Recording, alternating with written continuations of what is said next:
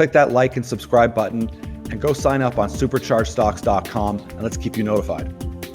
Good morning, everyone. It's Andrew at Supercharged Stocks. One of the things I like to do is I like to reach out to friends and associates and people I've met around the world at conferences and have them explain what they do in the markets, to kind of help educate people, but also to get people excited about other aspects of the market, how it all comes together, and the interesting roles that people play and the interesting stories they have. So one of them is Jennifer Zimmons, who I'm happy to introduce everyone to.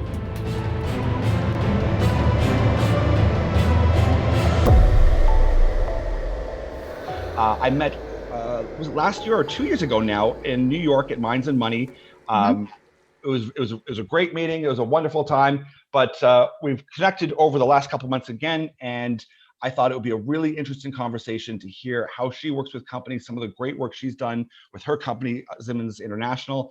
And I wanted it to be both educational, but also for people to be, kind of to be excited about this market that they're looking at. And there's a lot of young people now looking, because of Reddit and GameStop and everything, at stocks, is that let's look realistically at roles that someone can play and how this all comes together and put it all the pieces of the puzzle together. So Jennifer, so glad to have you here. There's a lot of things we want to get through. So maybe you can just take a step back, introduce yourself in your own words, and let us know who you are and Zimmons International. Thank you, Andrew. I want to say thank you to your audience for tuning in and listening to this presentation.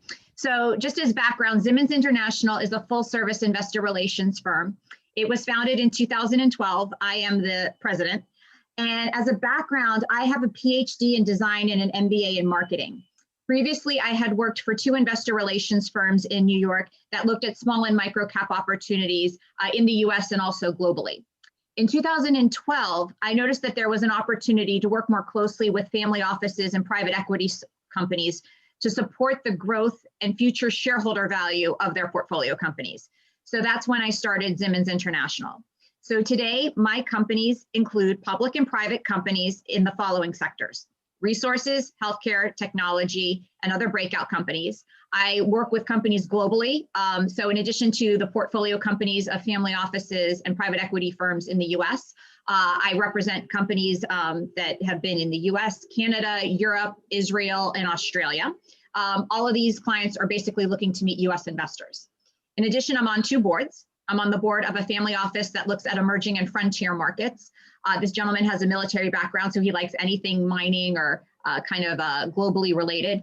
And then I'm on the board of a group called Women in Bio, which is for women in the life sciences to support and educate them. And that's because I do a lot of work in the healthcare space with my clients. Let's just hammer home, what exactly do you do? So when someone says, listen, Jennifer, I like what you're saying. This is great. Those sectors are wonderful. What exactly does Zimmons International do? What activities, like a day-to-day kind of breakdown or kind of a case study kind of look? So my marching orders with all my clients is to maximize shareholder value. And how I do that at Zimmons International is I have bespoke strategies, boutique services, and customized programs for each of my clients because every client is different.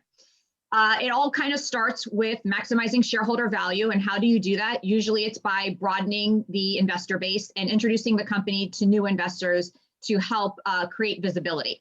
So investor introductions, that's probably the largest portion of my work. Most of my clients, as I mentioned, they want to grow their shareholder base. So what I do is I work to identify potential investors and introduce them to the CEO, and then kind of shepherd the relationship as it grows and blossoms and the potential investor eventually becomes a shareholder.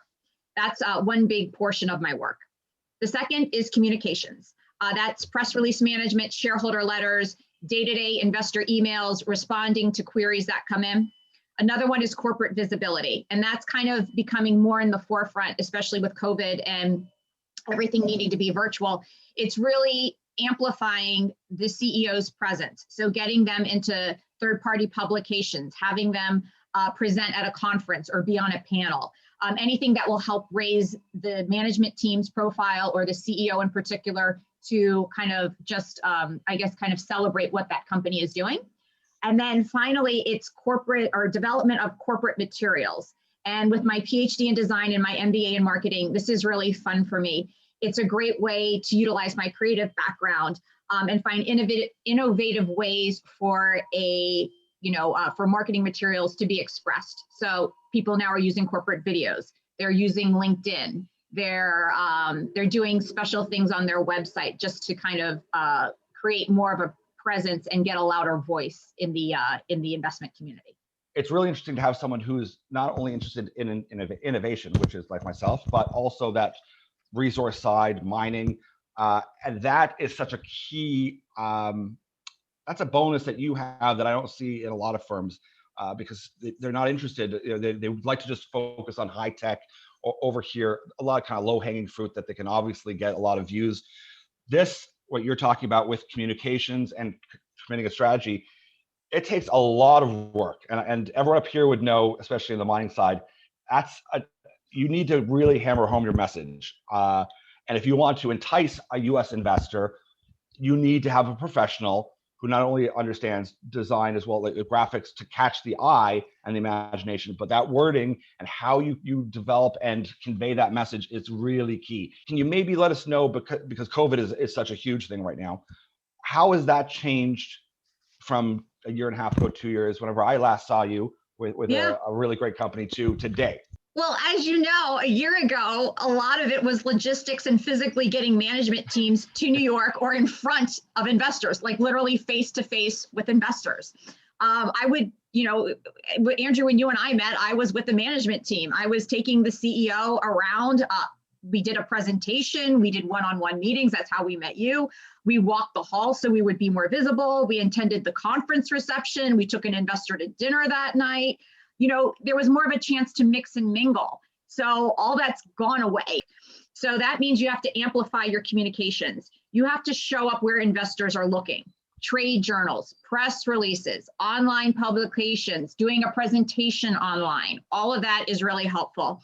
The CEO still needs to get FaceTime with the investor, but it has to be over the screen. That's just the way it is these days. So because of that, the message has to be really crystal clear. You have to really, really have laser focus and communicate what you are doing, what the business opportunity is, what the investment thesis is, and where you would potentially fit into an investor's portfolio. Gone are the venues where you could develop a rapport over lunch or a corporate dinner. You can't maybe play up the personality parts as much as you used to be able to. So you really do have to hone in on your communication skills and business sense and show your value that way. So it is a much more challenging time, and this is always an interesting one for me too, because once again, you always hear people, they want access to the US market. How can I get access into the US? How can I interest them? How can I get them excited? Do you see a big difference in messaging or in your role when you're talking about a Canadian company or trying to get a Canadian company into the US, or even vice versa? Well, US and Canada have always had a close relationship. And actually, when I talk with US investors and they say, oh, I only invest in US equities, they actually mean US and Canada. They're like, oh yeah, Canada. Of course, Canada is included in US equities. So my view is that investors look at Canada for their expertise, specifically in mining and resources, and also in healthcare. We respect that Canada has a ton of wonderful natural resources. You have very skilled management teams and technology people and engineers and experts in that space. So I think that US investors really do look at resource companies in a different way when it's Canadian listed. The other aspect is healthcare. I think that there's some great science coming out from the universities in Canada. So US investors will take a close look at that. Also, there's a certain price differentiation. Sometimes trials and just costs of doing business are less expensive and makes more sense for you to be located in Canada. On the finance side, US investors realize that Canadian investors have a bit of an edge. And in 2008, there was a market crash and the resource sector was affected. And many of the investors in Canada saw this coming and were able to get out of their positions and not lose any money. US investors were a little bit slower to follow, so they ended up, having their portfolios hurt a little bit. So I do think that to a degree, US investors realize that Canadians are a bit more savvy in certain sectors and are very mindful of it. But I do think that there is a good rapport, and Canadian companies should not be worried about coming to the US, but I do encourage them to have as much information publicly available as they can. Just make sure that all the websites and the filings and as much information is available and up to date as possible, so a U.S. investor can kind of do their due diligence ahead of time. If you're wanting to attract like a family office in the U.S. or even a family office in Canada, is you really have to have your ducks in a row. It isn't just as simple as, hey, I want to entertain that market. Is that it's, if you're ready and you think you want to go down and hit up some big funds and talk to some big money, you'd better have everything ready to go, have it all done, have it already prepackaged. It can't, like, just something as simple as saying, what's the agenda for the meeting? And someone goes, oh, I thought this was just a meet and greet. Like, whoa, no, what? I mean, a lot of these big funds and a lot of investors, they don't have time for that. They're like, no. We already like you enough to meet with you. Let's get through this. Like, let's get to work. So I think there's a misconception up here sometimes that you can just go down and attract money because I've got a great story. We're seen to be trending. To me, are you really ready to do that? Like, do you want to step up to that next level of bigger funding, harder questions, and have everything ready? I think that there's great ways to accelerate your exposure. And I kind of actually thought of about 6 different points. Excellent. One is have a plan. You need to have an organized approach and a realistic terms of expectations. You have to have a well thought out roadmap internally and follow that plan. Next, like you said, you have to come with all your ducks in a row. You have to have your materials prepared. You have to have a PowerPoint. You need to have an executive summary. If people ask for a data room, you better have that loaded up with all the information that they need. Also, another thing that I really encourage companies to do is look at third-party information providers. Look at Google, Bloomberg, Yahoo. Look there because that's where investors are going to go. And make sure that your phone number, your address, your number of employees, your company description, all of that is filled out. You know, your sector, things that you think would be so easy, just double check and make sure that you've got all that because investors are going to cross-reference that. And you want to make sure that you have everything kind of on that you have a consistent story. The next one is identify the sequence and the strategy. You have to look at the broader contrast, look at the macro environment. And what I mean by that is look at the macro calendar. For example, if you're an emerging company and there's an emerging company conference coming up, that would be a great chance or an opportunity to make your debut to the investment community. Investors will be in the mindset, okay, I'm in emerging company, new ideas mode. I'm gonna, come with an open mind and look at these, potential investors. If you approach a company during earnings week, it might be a different sense. The investor is going to be stressed out. They're going to be focused on what's happening with their existing portfolio. And as much as you're eager to get your story out to the investor, that approach, if you're not mindful, might hurt you because the investor will be like, look, this company wasn't sensitive to what I have going on.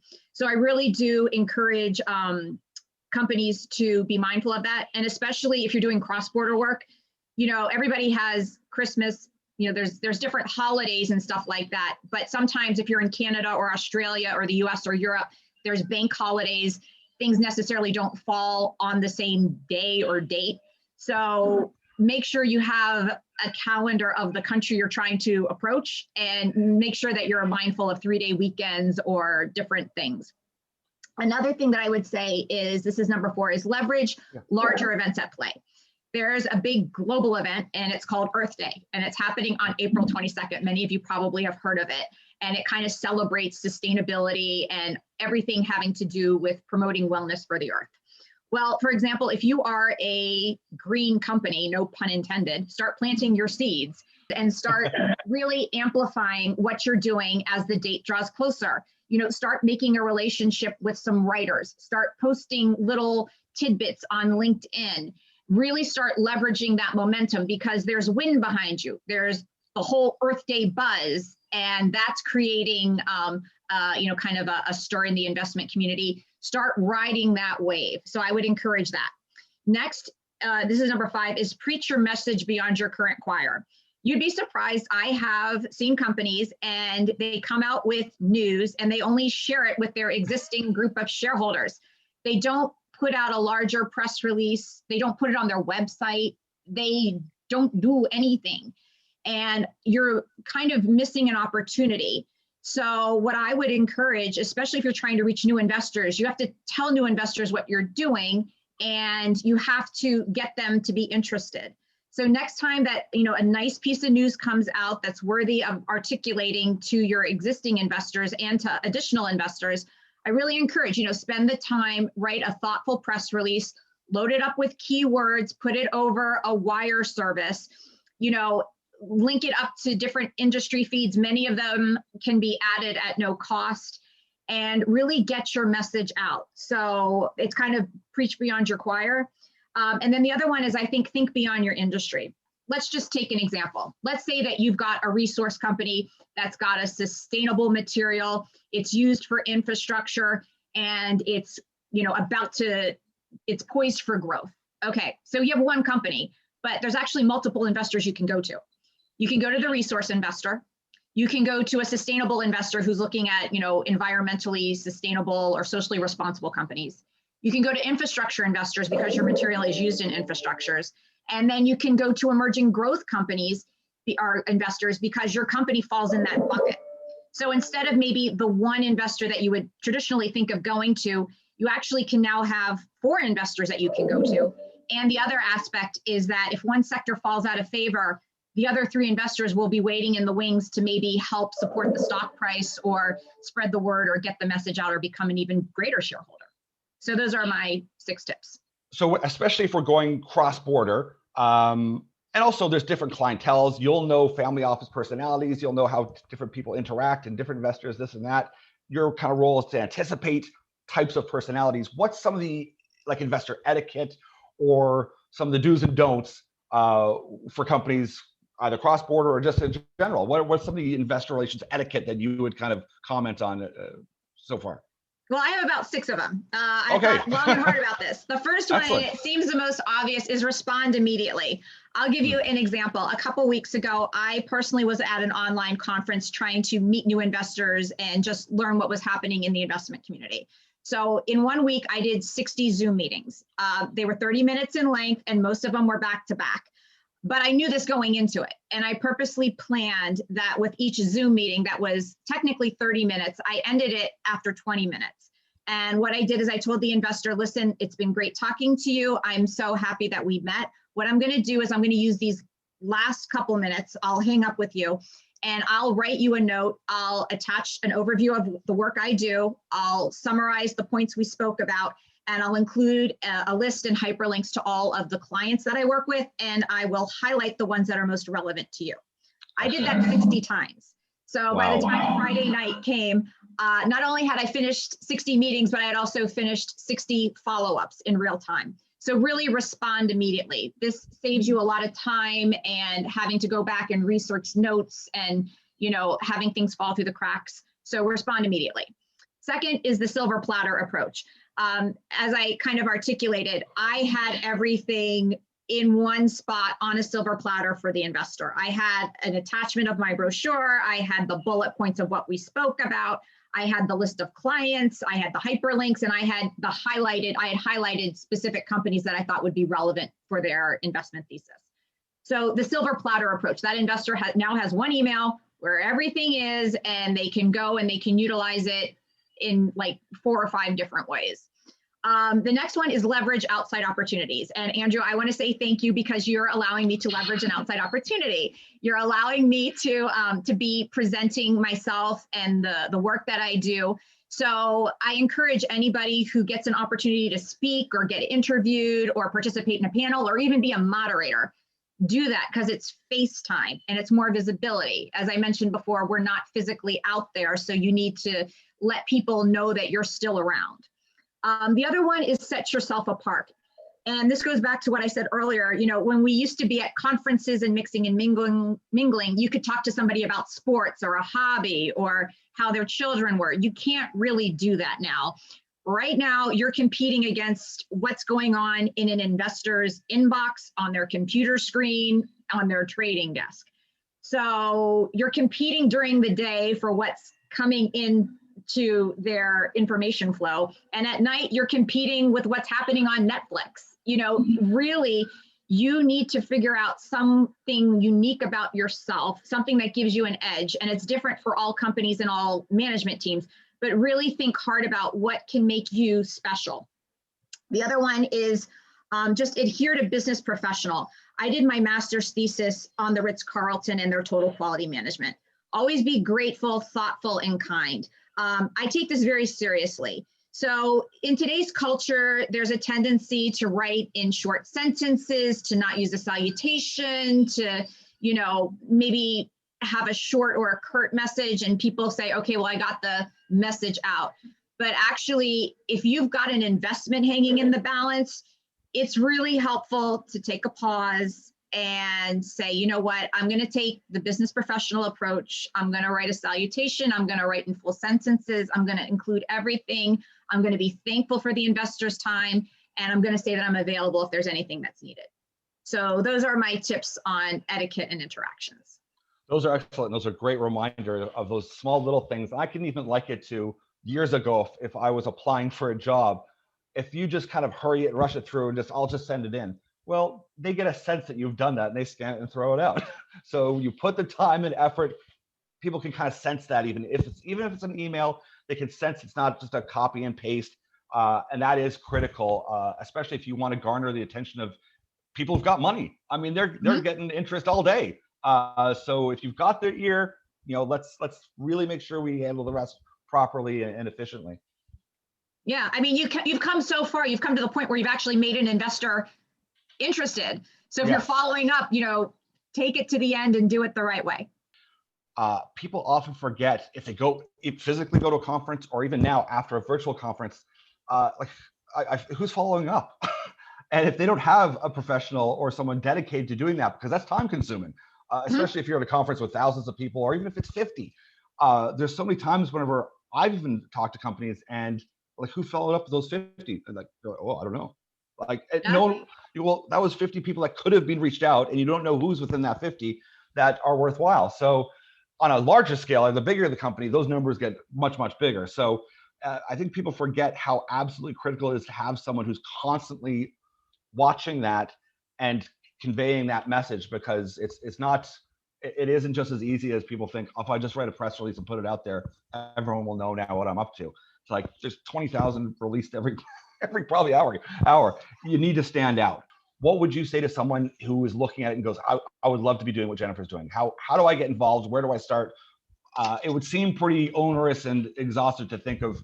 That's a lot to know. It's a lot to learn. What would you say to someone? Now is a great time to be thinking about investor relations. I mean, with everything being virtual, it's created a whole new dimension, if you will. So there's several skill sets that are needed in investor relations. You need finance, communications. Nowadays, you need to have technology skills, especially digital media skills are great, and you need to have communication skills. So you don't need to be an expert in everything, but if you're strong on the communication side, if you're strong on the technology side, those are skills that are in demand right now. So I would encourage anybody who's looking to do investor relations or learn more about it is really begin with you. Begin with an industry that you really like, whether it's fashion, technology, healthcare, resources. Kind of pick which industry you might like. Find companies that you would like to work with. Find a public company that where you already buy the products, or you're already familiar with the brand, so you already have a working knowledge. And if you're passionate about that, you really do like what that company is doing, because that affinity and that passion will come through. And then you have, I guess, two choices. One is you can go to an agency that represents companies like that, or you can go in-house and contact a company directly and see if there's a position in the investor relations space. So there's advantages to both. If you go into an agency, you learn all of the skills, you have support, you learn how the investor relations industry works, and you become very, very skilled in that one space. If you go in-house to a company, you can start off with investor relations, you learn the insides of the company, and if you want to maybe pivot or adjust your role, you might have a little bit more freedom or flexibility now that you're an employee. So investor relations is great. I think that there's really a lot of opportunity and a lot of different ways to write your own narrative for your career. I think people are naturally curious and they're interested in things.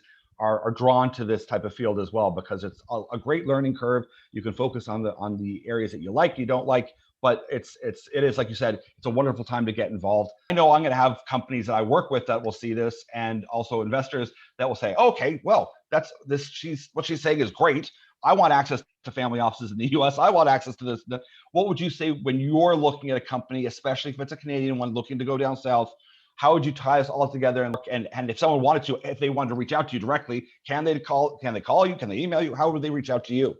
Of course, I am open for business. I'm happy to talk with anyone who's serious about engaging an investor relations firm. I love what I do. I love the clients that I work with, and I really do love the investors that I interact with. It's really a fun job, and it's very rewarding. So the right type of company to work with, first of all, it has to be a certain size. It has to be a company that is already a company, because if I go to investors, the investors that I work with want to see that there's an established business in place. The other thing is that I think that the company needs to know that investor relations is something it's like a workout regime. It's something that you need to do consistently. You need to have the dedication to it, and you have to realize that it is a process. It's not an overnight turn of the switch. So that's just something to keep in mind. And then also, when you're looking to hire an investor relations person or reach out to somebody like me, take a serious, kind of look inside and say, am I willing to dedicate the time and the energy? Many years ago, I would say, are you willing to, get on a plane and come to New York, a couple times a year to meet with investors or participate in a conference? Nowadays, it's more, are you willing to do that interview? Are you willing to speak and be on that panel? Are you willing to have the data room and all your information ready? Because investors they're pretty quick to act and respond these days. So those are just the tips, but I'd be happy to speak with anybody who's interested, and I have my contact information available as well. And I know that you've got great access and contacts out there as well. So if you're out there and you're looking to get some exposure in the US and you do fit that criteria and you're serious, you really do, you're ready to hit that market, reach out to Jennifer and then say hello and introduce yourself, because I know she can get some things done. And I thank you for spending the time to let us know how it works, how it's looking in the US, how things are going, and how we're all adapting to COVID. And thanks so much. And hopefully we'll get to chat with you again soon. My pleasure. It was so great to speak with you. Thanks, Jennifer. Thank you. Bye-bye. Click that like and subscribe button and go sign up on superchargedstocks.com, and let's keep you notified.